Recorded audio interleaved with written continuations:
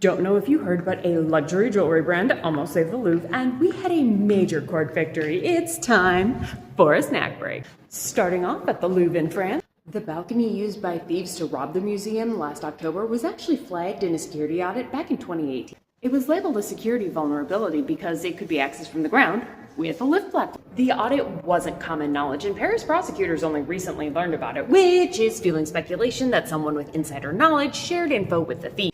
Called it! Told you it was an inside. No, bad internet. Because we don't have all the facts. We aren't going to jump to conclusions that cause a witch hunt, no? And we don't want employees of Louvre to stop trusting their coworkers, get anxiety, or become anxious over being falsely accused. Anywho, back in 2018, there was a spike in armed robberies, some of which took place near the Louvre, and police were concerned that the museum would be the next victim.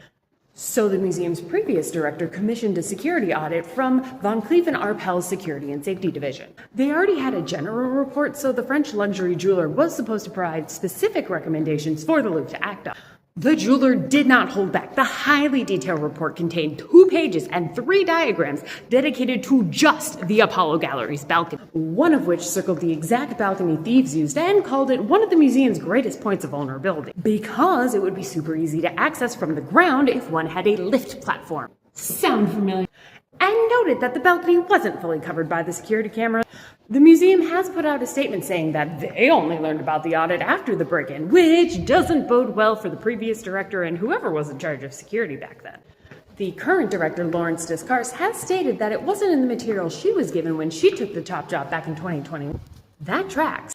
After the break-in, Descartes ordered that all documents related to the Apollo Gallery be reviewed, which is how the audit was found. This is going to make a great case study, and in the meantime, we should be studying this and applying what we learned to our own institution. Last up is the Institute of Museum and Library Services, or IMLS.